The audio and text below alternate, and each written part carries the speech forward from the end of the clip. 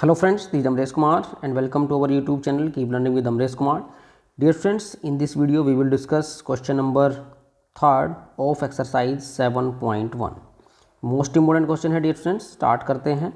Determine if the points 1, 5, 2, 3 and -2, -11 are collinear.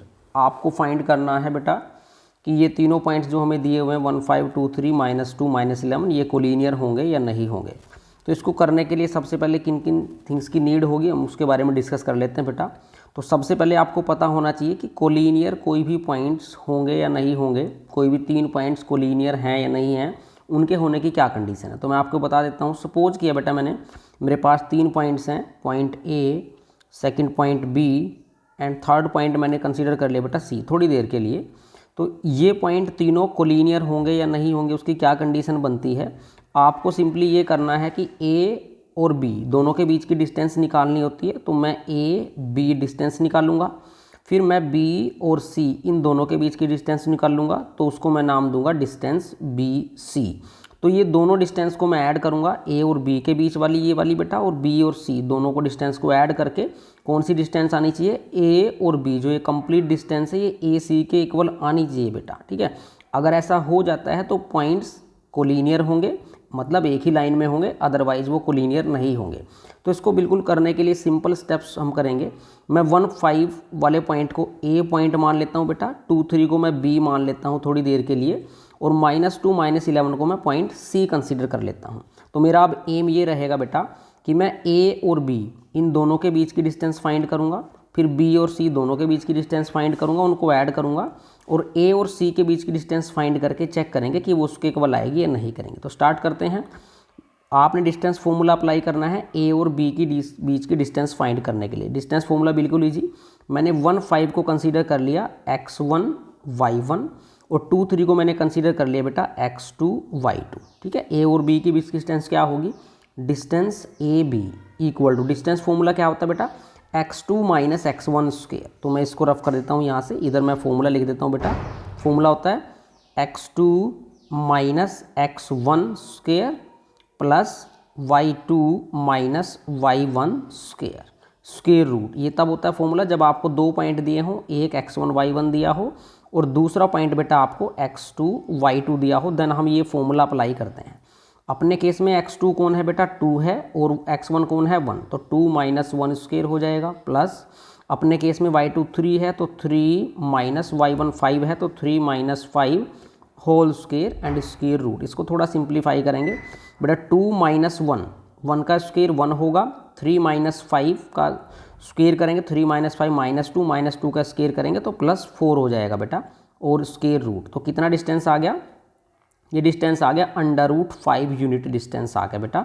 ए और B के बीच में डिस्टेंस कितना आ गया, √5 यूनिट. अब मैं क्या करूँगा, अब मैं बी और सी इन दोनों के बीच का डिस्टेंस फाइंड करूँगा. उसके लिए मैं बी को मान लेता हूँ अब की बार x1 y1 बेटा, और सी को मान लेता हूँ x2 और y2. ठीक है. देन डिस्टेंस फाइंड करेंगे. तो बी सी डिस्टेंस फाइंड कर रहे हैं. बी सी कितना हो जाएगा बेटा, x2 - x1, तो x2 मेरा -2 है बेटा, x1 मेरा -2 हो जाएगा, तो whole square plus y2 - y1, y2 मेरा -11 है, y1 मेरा इस केस में 3 है, तो -3 whole square and square root. Simplify कर देंगे इसको, क्या हो जाएगा बेटा, देखो -2 और -2 माइनस का 4 स्क्वायर हो जाएगा 16, -11 -3 -14. तो -14 का स्क्वायर करोगे मीन्स आपको 14 का स्क्वायर चाहिए. तो 14 का मल्टीप्लाई करके देख सकते हैं आप. 14 4 जा 56, 5 इज द कैरी एंड 14 1 जा 14, 5 90, 196. तो +196 स्क्वायर रूट ये आ गया बेटा. क्लियर. थोड़ा सा और सिंप्लीफाई करेंगे, अगर इनको ऐड करेंगे हम तो कितना हो जाएगा, ये 16 + 196 आपका हो जाएगा 6 + 6 12 एंड 9 + 1 10, 10 1 11 एंड 1 1 2, √212 आ जाएगा. इसको सिंप्लीफाई करके अगर हम देखें बेटा तो आप इसको डायरेक्ट सिंप्लीफाई कर सकते हैं. √212 से क्या बाहर आएगा, उसको करने के लिए इसको आप रेशनल फैक्टराइज कर दें बेटा. फैक्टराइज करने का क्या तरीका है, 212 को ऐसे लिखेंगे आप, फिर उसको डिवाइड करके देखेंगे, 2 पे चलाएं आप टेबल. 2 1 जा 2, 2 0 जा 0, 2 6 जा 12. ठीक है बेटा. 2 5 जा 10 एंड 2 3 जा 6. तो ये आ गया 2 × 2 इंटू 2 इंटू 53, और आपको पता है जो भी अंडर रूट के अंदर 2 टाइम्स लिखा होता है वो एक बार बाहर आ जाता है बेटा, तो 2 टाइम्स अंडर रूट 53, ये हमारी यूनिट डिस्टेंस आ गई बी और सी के बीच की।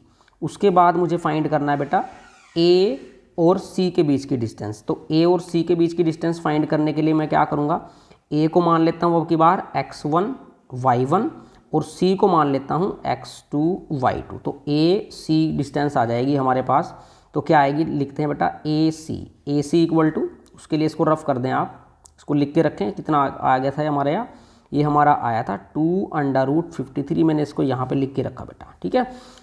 तो फॉर्मूला लगाएंगे x2 माइनस x1, तो x2 कितना है -2, x1 कितना है बेटा -1, तो -1 ये आ जाएगा square plus y2 minus y1 है -11 और y1 है -5, तो -5, तो ये आ जाएगा square and square root. Simplify करेंगे, -2 -1 -3 का स्क्वायर करोगे 9 आएगा, -11 और -5 इन दोनों को आप ऐड करोगे तो आ जाएगा -16।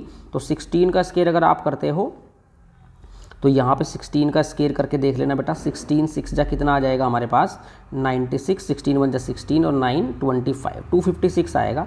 तो ये आ गया बेटा 256 स्क्वायर रूट ऑफ 256। इसको ऐड अप करेंगे थोड़ी देर के लिए तो कितना आ जाएगा 956 एंड प्लस 256 अंडर